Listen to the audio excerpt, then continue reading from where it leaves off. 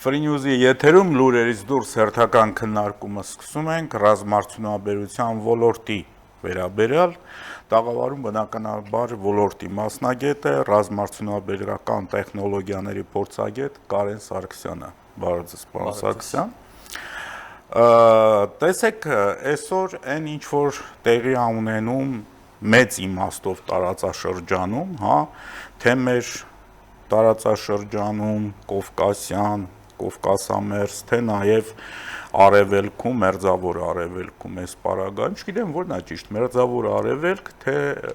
օրինակ ամերիկացիները ոնց են կոչում։ Middle East։ Middle East։ Մերձավոր Արևելքը միջին Արևելք։ Ես չեմ ուզում, որ ռուսական անվանումով գնա, էլի մենք։ Ես Middle East տերմինոլոգիայի մեջ հիմնականում Մերձավոր։ Ու մենք հետաքրքիր մի բանի ականատես եղանք, մենք ականատես եղանք նորագույն տեխնոլոգիաների եւ ավանդական տեխնոլոգիաների բախման, չէ՞, ավանդականը դա իրանական տեխնոլոգիաներ, որոնք կարծես թե վատնել չեն այնքան, հաշվի առնելով թե ինչ դիրքեր խոցեցին, ինչ թիրախներ խոցեցին եւ ամերիկյան, որը որ բնականաբար օգտագործում է ամենանորագույն տեխնոլոգիաները։ Եթե փորձենք հասկանալ մեր ժամանակների պատերազմում, որ ուղղությունն է ի վերջո հաղթող կամ ավելի ուժեղ։ Եթե գանք սկզբից, այսինքն շատ սկզբից չգանք, գանք 2025 թվականից, որտեղից որ հենց սկիզբը դրվեց,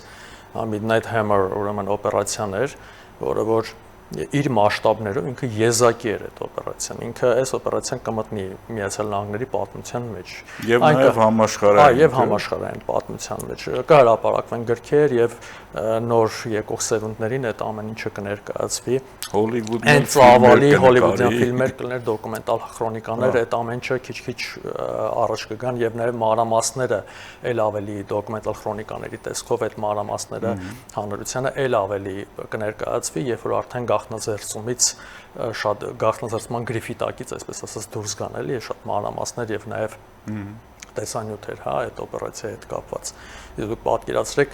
պատմության մեջ առաջին անգամ 7 B2 ռմբակոծիչներից, B2 ռմբակոծիչները, դուք պատկերացրեք ամեն մի ռմբակոծիչի թռիչքը ինքը բավականին թանկ արժեք ունի, այսինքն սովորական ինքնաթիռների կործանիչների կամ սովորական ռմբակոծիչների օրինակ B52-ի համեմատ եթե նայենք, որը որ աշխարհի այս պայծրությամբ ամենամեծ ռմբակոծիչն է համարվում, B2-ների թռիչքը շատ թանկ ինքը պրոցես է։ Այսինքն սպասարկող ինքնաթիռներ, լիցքավորող ինքնաթիռներ։ Այո, միայն այդ օպերացիայի ժամանակ 125 սպասարկող ինքնաթիռ էր մասնակցում այդ 7 ռմբակոծիչներին ուրեմն ուղեկցելու համար։ Այդտեղ կործանիչներն են ուրեմն ռադիոէլեկտրոնային պայքարի հատուկ մոդիֆիկացված F-16 եւ F-18 ինքնաթիռներն են։ Ու դուք պատկերացրեք մեկ B2-ի թռիչքը արդեն բավականին թանկ հաճույք է, իսկ այստեղ 7 ռմբակոծիչներով օպերացիա պլանավորվում։ Ու դուք պատկերացրեք այդ օպերացիան պետքա պլանավորվի խիստ գաղտնիության ռեժիմում, ու արդեն մասշտաբը դուք պատկերացնում եք, ինչի մասին ենք մենք խոսում։ Էլ չեմ ասում նաև արբանյակային հետախուզությունը, այսինքն այս ինքնաթիռները ոչ միայն ունեն իրենց սպասարկող ինքնաթիռներ, այլ նաև արբանյակները ուղեկցում են, սրանք օպտիկական արբանյակներ են, որոնք որ դա կոչվում է heat signature, այսինքն ինքնաթիռի շարժիչներից արտանետված այդ հոսքի հետագծով ուրեմն արբանյակը ուղեկցում է ինքնաթիռին։ Թվով 14 եւ նաև պատմության մեջ առաջին անգամ էր, որ GBU-57 Massive Ordnance Penetrator, այդպես են կոչվում այդ ռումբերը, ուրեմն հակաբունկերային այդ ռումբերը, թվով 14 ռումբ միաժամանակ կիրառություն ստացավ։ Իդեպ Պենտագոնը օպերացիայից անմիջապես հետո հրապարակեց այդ բանը, գաղտնաձերծված փորձարկման արդյունքները, որտեղ հստակ ներկայացում էր էֆեկտիվությունը, որտեղ այդ ժամանակահատվածում մեդիա դաշտը այսպես ցնցումների էր ենթարկվում, ամերիկյան կողմը նշում էր, որ ուրեմն ստորգետնյա այդ կառույցները Համբողջությամբ ոչնչացվածը միջուկային կառույցների մասին է խոսքը, որտեղ օպերացիան հենց ուղղված էր Իրանի միջուկային ստորգետնյա կառույցները ոչնչացնելու համար։ Մյուս կողմից Իրանը հայտարարում էր, որ բարեհաջող դուրս են հանվել, այդ թվում նաև ցենտրիֆուգերը, ուրանի հարստացման։ Այդ թվում նաև այդ 450 կիլոգրամ։ Այո, 450 կիլոգրամ նաև հարստացված ուրանը, որը իդեպ ինքը բավարար է մի քանի հատ ուրեմն ատոմային զենք սարքելու համար, այսպես ասենք, բայց ժամանակակից միջուկային մարտագլխիկները այստեղ ոչ միայն հարստացված ուրան են օգտագործում, այստեղ նաև պլուտոնիում եւ այլ սա մի փոքր այլ ուղղվածություն է, եթե այն ժամանակը շատ ոչ ծանրաբեռնեմ, բավականին լուրջ տեխնոլոգիաներ են կիրառվում։ Ամեն դեպքում այստեղ մեդիադաշտի ցնցումների էր ենթարկվում, ու Պենտագոնը հրապարակեց այդ բանը, գաղտնազերծված կադրերը փորձարկման այդ ռումբերի, որտեղ նշում էր հստակ այդ էֆեկտիվությունը, ինչ խորությամբ է մտնում ռումբը եւ ինչ հետևանքներ է թողնում իրենից հետո, իսկ դրանք բավականին լուրջ ռումբեր են համարում, այսինքն պատկերացրեք 12 տոննայից ավել քաշ ունի ամեն մի ռումբը, երթանք արժեք են։ Ամեն մի երկու ռմբակոծիչը երկու ռումբ էր տանում, այսինքն 7 ռմբակոծիչով թվով 14 ռումբ կիրառվեց։ Ասել որ դա էֆեկտիվ չի, չէ, դա այդպես չի, այսինքն օպերացիան համարվում է որ էֆեկտիվ էր ինքը, բայց իհարկե ներկա ժամանակակից պատերազմի ավարտից հետո երևի կամփոփվի էֆեկտիվության թե ինչ տոկոսներ, ինչքան տոկոսներ արդյունավետ եւ ինչքան անարդյունավետ, բայց ամենայն դեպս կարծում եմ, որ օպերացիան ինքը հաջողված օպերացիա էր, այսինքն աննկատ մտնել, ճնշել ռազմական տեսանկյունից ինքը հաջողված օպերացիա է համարվում։ Էլ չեմ ասում դուք պատկերացրեք թռիչքի տևողությունը 11000 կիլոմետր ռմբակոծիչները դուրս են եկել Միսուրի նահանգից, Whiteman ավիաբազայից, կտրել անցնելով 11000 կիլոմետր, այսինքն թռիչքի ուղղության միայն մեկ ուղղությունը 18 ժամ տևել է օպերացիան, այսինքն տոտալ 36 ժամից ավել ինքնաթիռները օդում են եղել, դուք պատկերացնում եք օդաչուների բանը, հա, այսպես ասենք պատրաստվածության վիճակը 36 ժամ գտնվելով Հայաստանից ամենաերկար թռիչքը, որ քաղաքացիները կատարում են, լավ միջինում 10 ժամ է, դուք պատկերացրեք 10 ժամ նույնիսկ օդանավում գտնվելիս հարաբերական comfort վիճակում, նույնիսկ այդ ժամանակ արդեն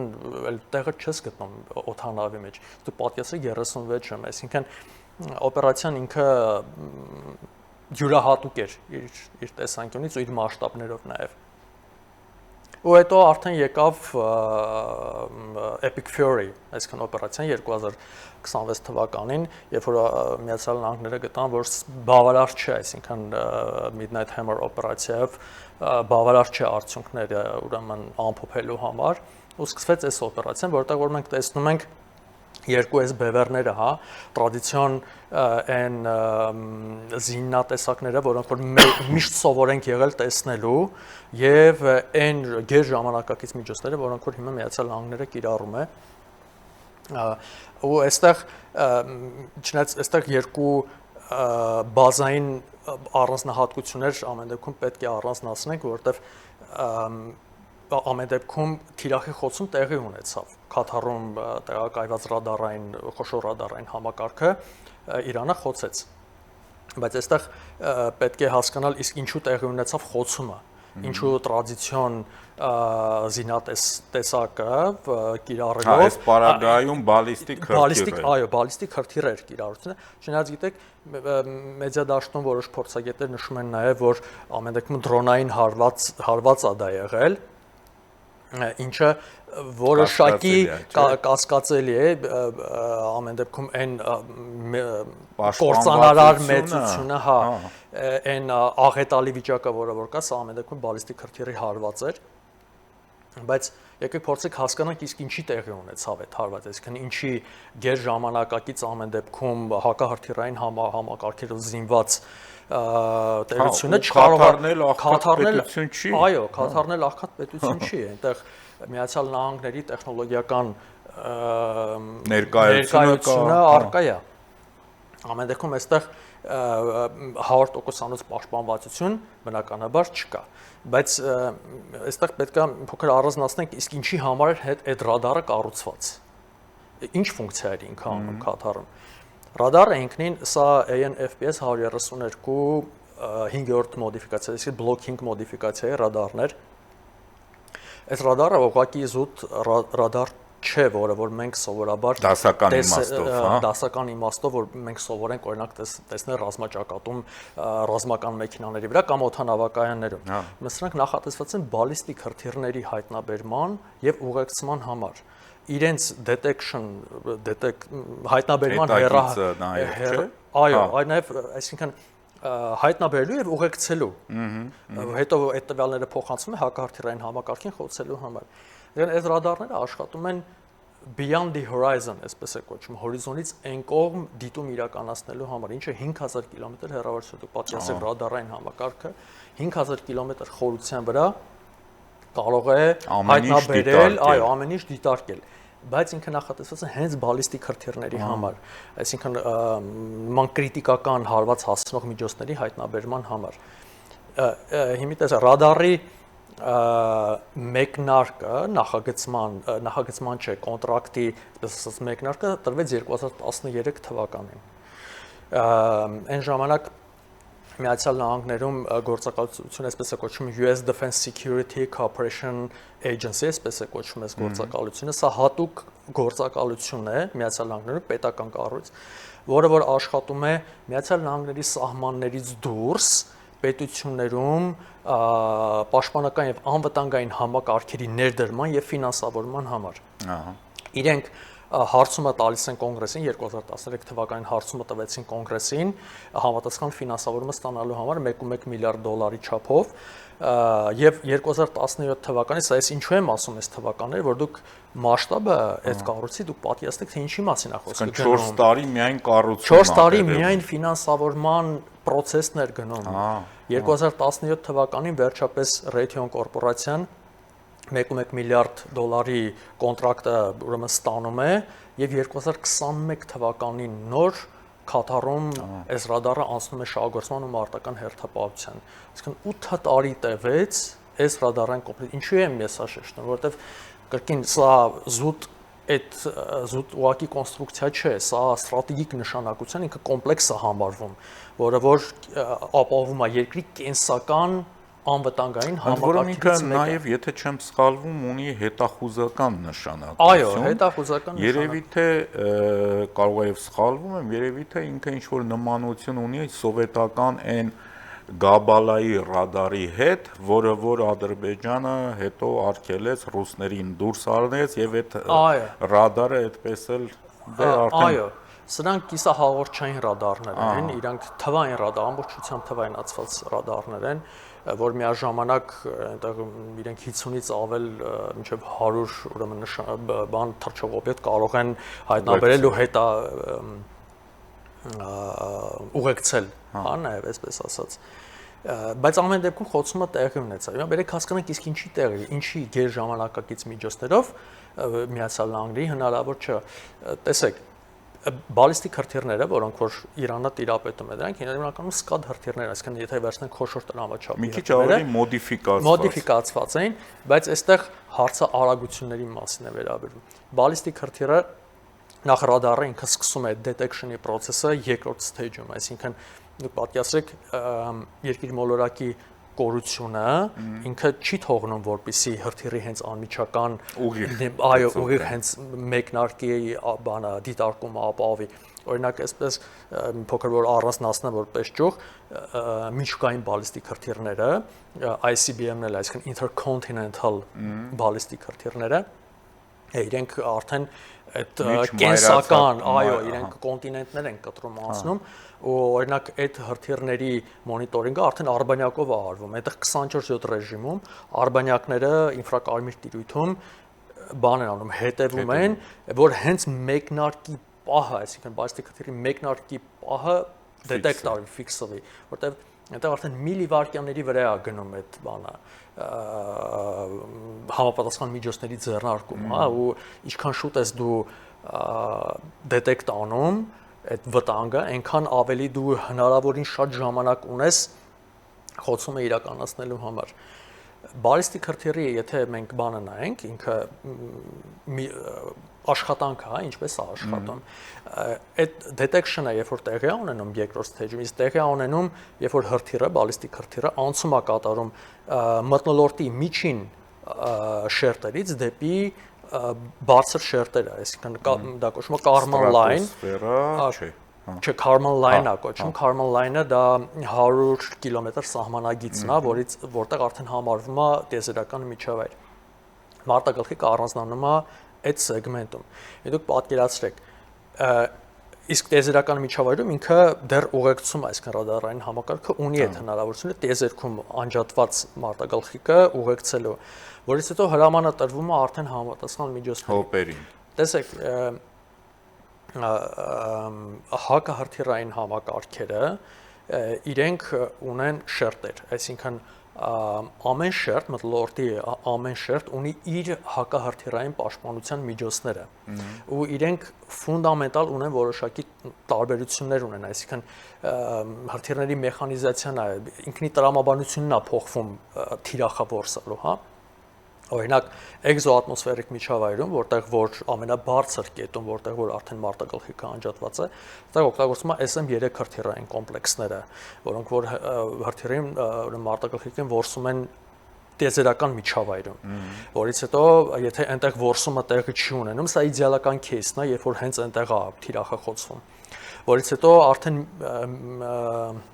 դա է terminal հատվածը, terminal phase այդպես է կոչվում, երբ որ արդեն մարտագլխիկը մուտք է գործում տիեզերական միջավայրից դեպի վերին շերտերը, այնտեղ արդեն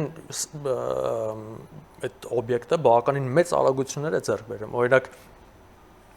միջկային բալիստիկ մարտագլխիկները, դուք պատկերացրեք անկման պահին, այսինքն terminal phase-ում իրենք կարող են զարգացնել ձայնի արագությունը մինչև 20 անգամ գերազանցող արագություն, այսինքն 7-8 կմ/վայրկյան արագություններ իրենք ձեռք բերում այդ անկման պահին, ու դուք պատկերացրեք հրթիռը երկրից արձակված, ինքը պետք է կարողանա որսա այդ արագությունների, դուք պատկերացնում եք, չէ՞, ֆիզիկան ինչ է անհրաժեշտ, որից հետո արդեն այդ միջավայրում արդեն աշխատում են SM-6 հրթիռները եւ ՏՀԱՏ միջոցները, ՏՀԱՏ համակարգերը։ Եթե այստեղ էլ չի խոցվում, արդեն գալիս է ավելի ստորին շերտերում, որտեղ արդեն Patriot համակարգերն են սկսում աշխատել իրենց Փակ 2 եւ Փակ 3 հրթիռներով, Փակ 3-ը արդեն ամենավերջին սերնդի հրթիռներն են, որոնք որ պետք է օգտագործվեն Golden Dome, այսինքն ոսկե գմբեթ այդ ծրագիրը հիմա այս պահին Թրամփի հայտարարած այդ ծրագրի շրջանակում են այս հրթիռները հիմա ակտիվ փորձարկման շրջանում են գտնվում։ Հիմա տեսեք, երբ որ խոսքը գնում է 1, 2, 5 բալիստիկ հրթիռների արձակումների մասին, համակարգը ունի այդ հնարավորությունը որսալու։ Բայց եթե դու խնդիրը դնում ես, որ այս նշանակետը ամեն գնով պետքա ոչնչացվի, նշանակություն չունի թե քանի հրթիռային միջոց ես դու բաց թողում։ Այստեղ բնականաբար արդեն ինչքան էլ դու որոշակի սահմանափակվում է, ինչքան էլ դու որսաս ուրեմն վտանգավոր այդ միջոցները,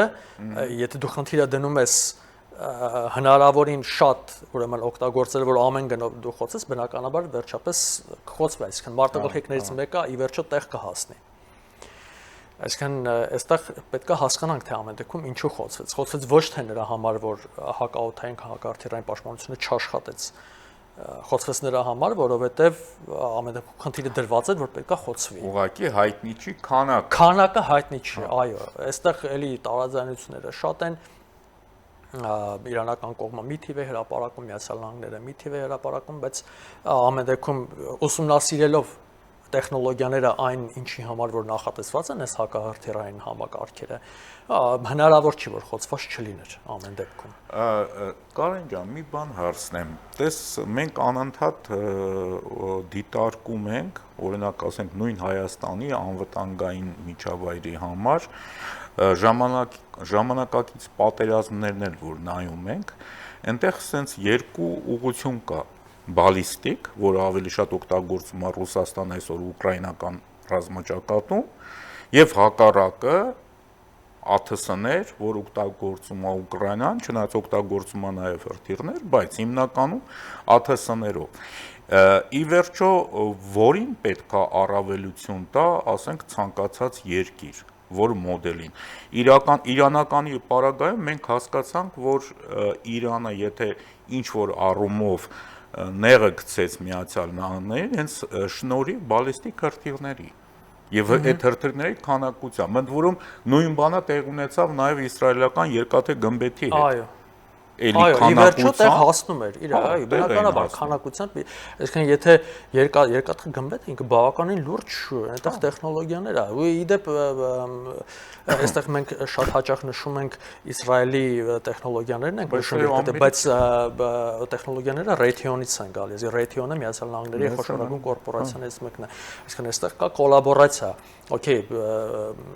չասենք որ միայն ամերիկյան, բայց չասենք նաև որ միայն Իսրայելը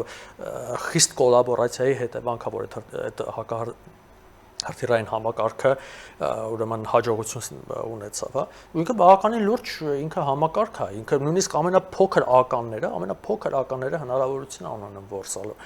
Բայց իրավիճակը փոխվում է, բայց էլի քանակության հաշվին է, եթե դու խնդիրը դնում ես ամեն գնով հարվածելու, բնականաբար ինքը տեղ է հասնելու, քանակության պարագայում ինքը տեղ է հասնելու։ Հետևաբար ասել որ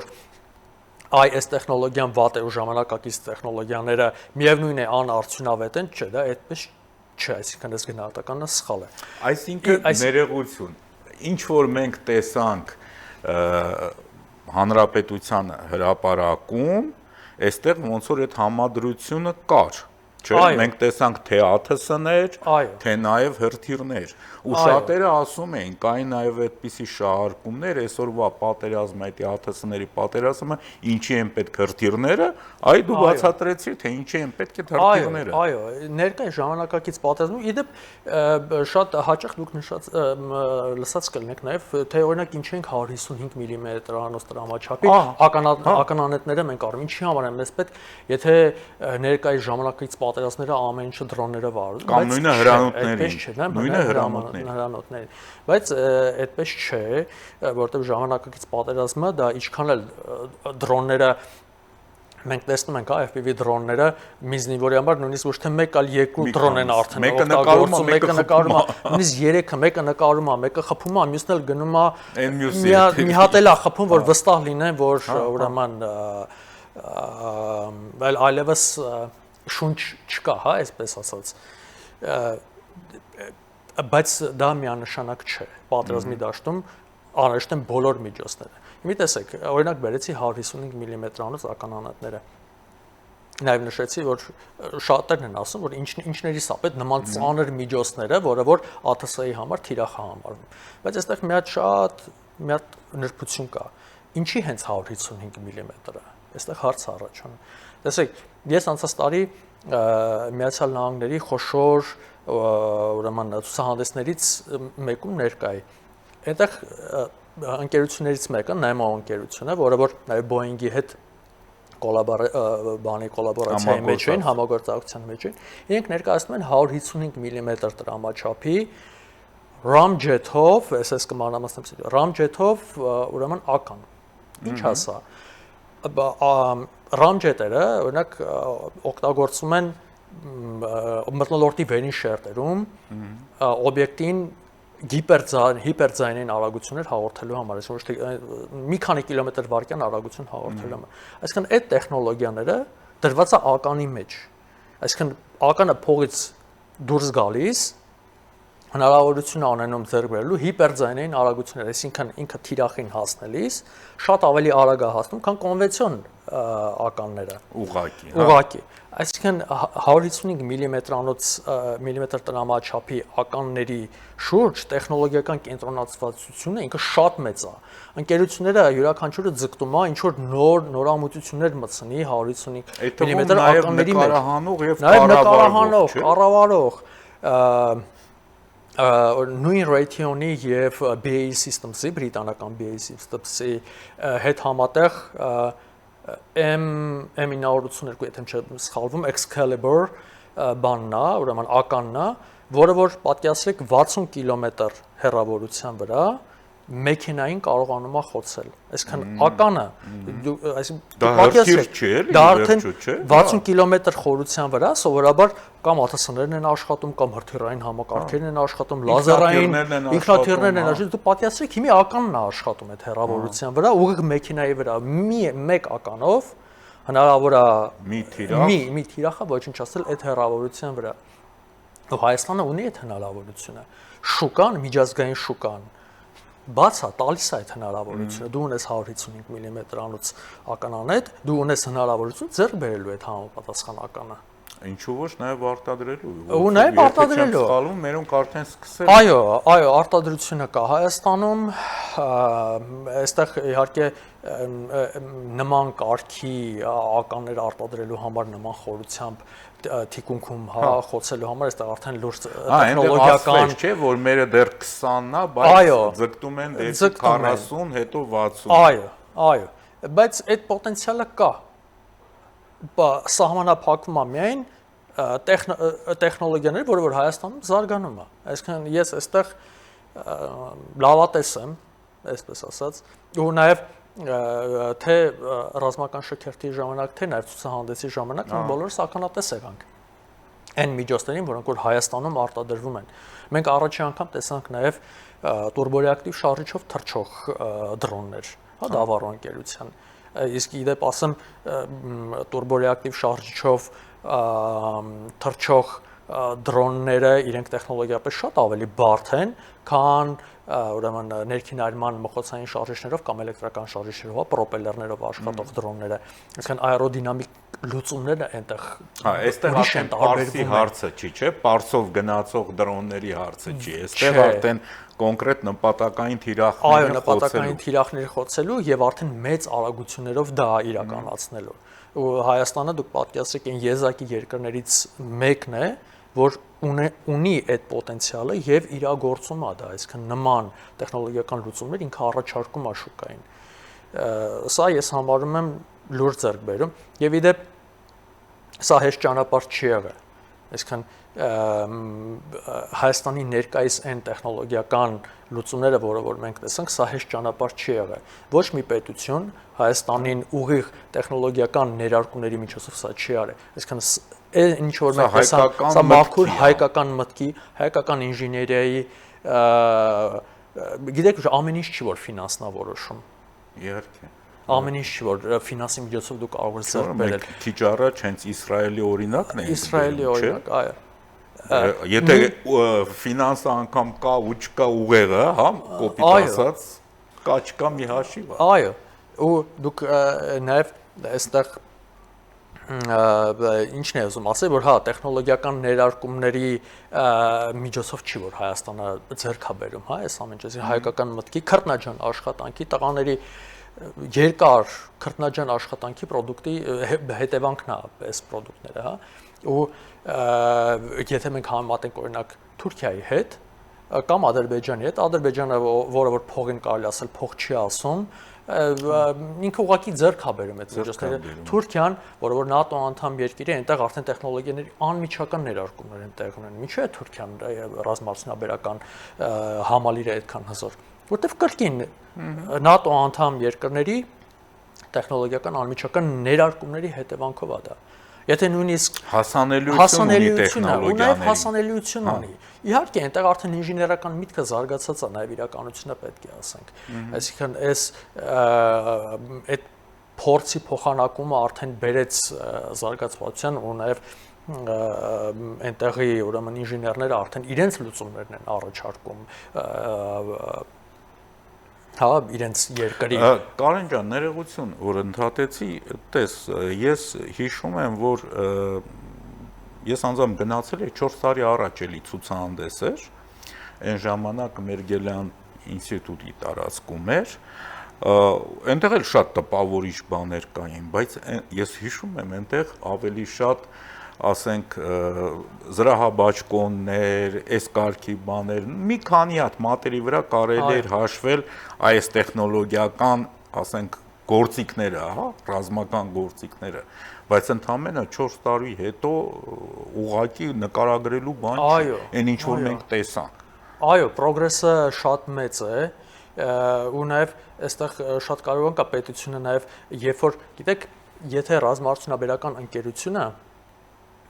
ընկերության զարգացման հետ մեկտեղ ինքը ձևավորվում է նաև ինստիտուտ ընկերությունը միայն ինքը որպես ընկերություն հանդես չի գալ ինքը արդեն համարվում է ինստիտուտ պետության ներսում եթե պետությունը ունի նման տեխնոլոգիական զարգացած ռազմաարդյունաբերական համալիր ինքը դառնում է արդեն շուկայի մի մաս եւ հետաքրքրվող երկրները ովքեր որ ցանկություն են ձեռք բերել նման միջոցներ Հայաստանը արդեն ունի հետաքրքրությունների արենայի մեջ է ինքը դիտարկվում ու եթե շուկային այսպես ասած մրցունակ պրոդուկտ ներկայացնում ես վստահ եմ Հայաստանը արդեն մրցունակ պրոդուկտ է ինքը ներկայացնում բնականաբար արդեն համագործակցությունը հնարավոր է ու մենք տեսանք լսեցինք այդ հայտարարությունը չէ որ Հայաստանը արդեն նաև արտահանում է այսինքն միջազգային շուկայում ինքը ներկայանում է հա այդ միջոցները Սա միանշանակ սա եզակի Հետո շատ հետաքրքիր է եթե կհամաձայնես իհարկե ֆինանսավորման ձևը մեր կառավարության մասնավորապես պաշտպանության նախարարության խողովակներով է երբ որ գումարը տալիս են ոչ թե կոնկրետ պրոդուկտի համար, այլ գումարը տալիս են, ասում են դուք պրոդուկտ մտածեք եւ առաջարկեք։ Այստեղ միտքը սկսում է աշխատել։ Եվ իդեպ այս տրամաբանությունը ինչու է դա կարևոր, որտեղ այստեղ ոչ միայն պրոդուկտն է զարգանում, այլ հենց ռազմական գիտությունն է ինքը, տեխնոլոգիական գիտությունն է զարգանում։ Տեսեք, ինչու ենք մենք, ինչու է ամբողջ աշխարհն է համարում, որ ռազմաարդյունաբերական գիտական կենտրոնը դա Միացյալ Նահանգներն է։ Իսկ ինչու է այդպես որտեղ այնտեղ վերտիկալ է, այսպես ասած բուրգը հենց այդպես է կառուցված։ Այսինքն եթե մենք ռազմաարդյունաբերական համալիրը այնտեղ նայենք, եթե վերցնենք բուրգի վերևում կառավարությունն է, որը որոշումներ է կայացնում, որից հետո կորպորացիաներն են, որոնք որ արդեն այդ բազմատրիլիոնանոց այդ մրցակցում են պետական պատվերի համար, արանքում եւս մի կառույց կա այս երկուսի, դարբանը։ Դարբան Միացյալ Նահանգներում նույնիսկ միջև հիմա այս որոշակի լեգենդներ է պատտվում դարբայի շուրջ դարբան դա հենց գիտական սեգմենտն է ռազմաարդյունաբերական գիտական սեգմենտն է այնտեղ է մտածվում ամեն ինչ այսինքն դուք պատկերացեք ապագա պատերազմները այն միջոցները որոնք որ կիրառվելու են դարբայի լաբորատորիաներում է մշակում որից հետո իջնում է կորպորացիաների մակարդակի վրա այնտեղ է մտածում ապագա կոնցեպցիաները այնտեղ է մտածում նաև դուք պատկերացրեք սուպեր զինվորի կոնցեպցիան այսինքն գիտական այնտեղ գիտնականները ոչ միայն ռազմաարդյունաբերական բժիշկներ են ուղեղի հետ կապված այո նեյրո ստիմուլյատորների միջոցով հնարավոր է դառնում սուպեր զինվոր ստանալու օրինակ կապիկների շիմպանզեների վրա տեխնոլոգիայով ներողություն կարող են նաև ծերունական հիվանդություններ ունեցող մարդկանց բուժել ուղեղի հետ կապված չէ այո ժամանակը եթե մենք մարդկության տեխնոլոգիական զարգացությունը եթե մենք նայենք միշտ այդ խթանը ռազմաարդյունաբերության ոլորտն է եկել ամեն Կարեն ջան հաջողով կշարունակեի զրույցը բայց մեր եթերաժամը սպառվեց ինձ թվում է առաջիկայում մի ամսից կամ մի փոքր ավել կարելի է եւս մի այսպիսի հաղորդում կազմակերպել, որտեղ հենց նաեւ կշարունակենք այս վերջում ասած թեման։ Շնորհակալություն։ Շնորհակալություն հրավերքի համար։ Եվ վերջում հիշեցնեմ, որ տաղավարում իմ հյուրներ ռազմաարդյունաբերական տեխնոլոգիաների փորձագետ Կարեն Սարգսյանը։ Ամեն բարիք ձեզ։